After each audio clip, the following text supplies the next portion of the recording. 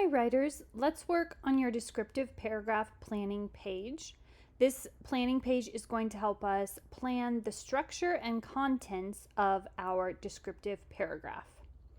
As we move through the lesson, please follow along to plan the structure and contents of your P2 descriptive paragraph so you can have your paragraph planning page open and pause as you go to follow along with your planning process. So first, let's review the basic structure of a paragraph, and we are using P-I-E, to help us remember the different component parts of a paragraph. First of all, P is the point, in other words, the topic sentence. Then comes information that demonstrates or illustrates that topic sentence. In this case, this is where your description of the food and your description of the experience of eating the food is going to come in. And then finally, on the end, we have explanation. That can be your evaluation of the food, commentary on the significance of the food, your overall reaction to the experience, and we'll talk about ways that you can develop each of these parts of the paragraph. So as we are moving through this lesson, we will reference the Ben & Jerry's chocolate chip cookie dough ice cream paragraph. And so we'll talk about the different component parts of that paragraph and how they all work together. We'll use this paragraph as a model as you develop your own. But remember, don't make your paragraph sound exactly like this one. Instead, these model sentences can give you an idea of the type of thing that you might say or a way that you might structure your writing. So first, the topic sentence. Here's an example of the topic sentence from this example essay. Ben & Jerry's chocolate chip cookie dough ice cream is a rich, indulgent treat that always cheers me up. Keep in mind the topic sentence should always make clear the topic plus what you're saying about that topic. So that could be your claim about the topic, an insight you're offering about the topic, or your argument about the topic. In this case, the topic itself is here in red, Ben & Jerry's chocolate chip cookie dough ice cream. The food you are describing is your topic. So make sure your topic sentence makes it clear what the food actually is. It should directly name that food with specificity. And then you can see here in yellow, this is the claim I am offering about cookie dough ice cream. It's a rich, indulgent treat that always cheers me up. In this case, the claim is giving a sense of the dominant impression. So the overall impression of the food that you want your readers to understand. So Ben & Jerry's chocolate chip cookie dough is the topic, and my claim is the impression I am trying to convey about the food. Make sure your topic sentence has both of these elements.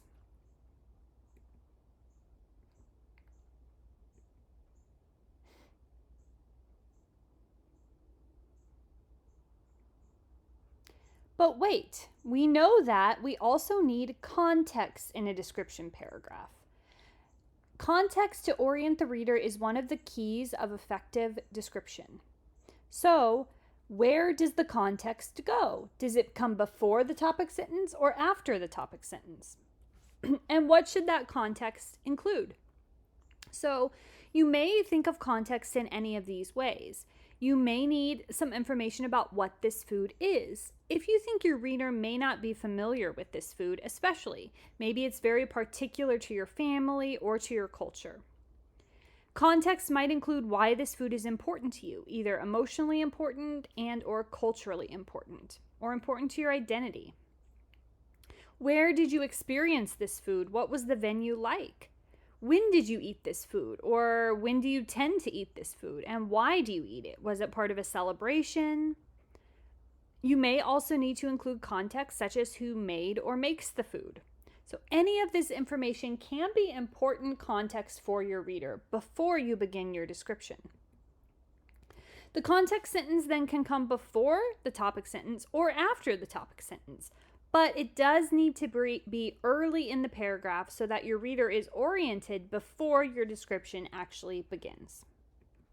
So here's an example of the context for this example paragraph. Whenever I'm feeling down and want to treat myself to something sweet, I pick up a pint of my favorite ice cream, Ben & Jerry's chocolate chip cookie dough, from my local grocery store. This context provides us information about when and why I eat the food and where I purchase the food, where it comes from. You can see I did this in one concise sentence, and I've chosen to put it before the topic sentence. So in this case, the topic sentence is actually the second sentence of the paragraph. After that comes the I of pie, information that illustrates the topic sentence. So I have to prove that this ice cream is rich, I have to prove it's indulgent, I have to prove it's a treat, and I have to show or illustrate that it cheers me up. So remember, the information in a description paragraph is description, that detailed, vivid imagery that shows instead of telling what the food looks like, smells like, tastes like, the texture of the food. Any of those beautiful sensory details that show, don't tell. So here I have outlined the key aspects of this food in an order that makes logical sense to me. So I'm beginning with the vanilla ice cream. It's the most common part of the ice cream. It's the base of the ice cream. I think I need to start there. I have a little bit of a sense of what I want to say about it and some of those descriptive words added to my outline too. Then I want to focus on the chocolate pieces, not the ones in the cookie dough, but the ones they've sort of scattered throughout the ice cream. Then the cookie dough chunks, and I'm going to end by talking about the cookie dough chunks. So it's sort of climactic. It's building to the best part of the ice cream, in my opinion. I also have included part D here, reminds me of sneaking cookie dough. That's not necessarily a description, but it's an important part of the emotional experience for me. So you can definitely include some of those abstract details, the thoughts, the feelings, the memories, the connections that we have to food, the importance of food, the significance of food. But you want the main focus to be description. So if you do include abstract details, make sure they're mixed in with a lot of really vivid description. So some reminders for you as you outline the I of pie, the description of the actual food. Make sure it's mainly focused on including descriptive details and that you've arranged those details of the food in a logical order. In my case, the least delicious part to the most delicious part, the most common part to the most special part, or maybe even the first bites to the later bites, since it usually takes a while to get to the big chunks of cookie dough.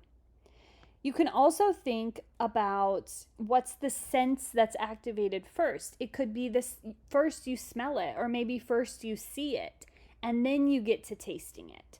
Or maybe you want to move from the outside of something into the inside, if it's sort of a layered type of food.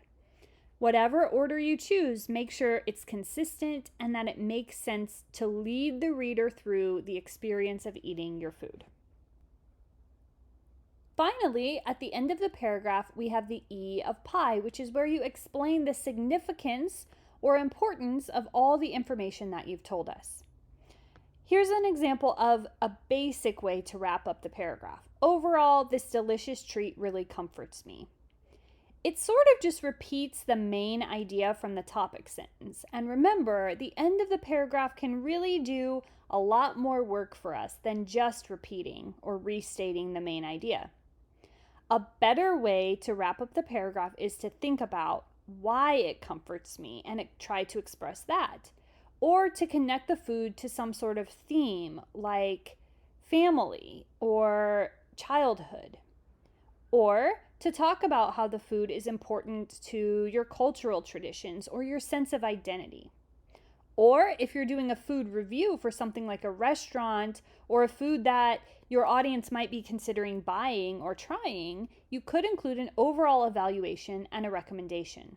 So here's a better example. Maybe that's why this treat feels so comforting to me. It's delicious and indulgent, but it also brings me back to the carefree days of childhood and reminds me to slow down and enjoy the simple pleasures of life. This concluding sentence connects to a bigger theme, a statement about life and enjoying life and the carefreeness of childhood and how returning to those things with our food can be comforting. In that way, the concluding sentence has something for the reader. It's not just a purposeless description of a food I like. Who cares, right? Instead, it offers a commentary that other people can understand. So it has reflection and it has a sense of purpose. As you're planning your concluding sentence or sentences, you can ask yourself, what makes this food emotionally meaningful to me? Why does this food experience matter to me? How does all the details I gave about this food support my dominant impression? What made this all so exciting? What made this all so indulgent? Would I recommend this food to others? If so, who or why or in what circumstances? Or what insight or message can my description of this food convey? What bigger themes about humanity, human nature, our experiences, our connection to food can I use my final sentences to help convey? Now it's a good idea to read the paragraph again as a whole, noticing and annotating the parts of the paragraph, paying attention to how the writer transitions between all these parts and sentences to make it cohesive. And now you can continue working on your plan for your paragraph on the P2 descriptive paragraph planning page. Good luck!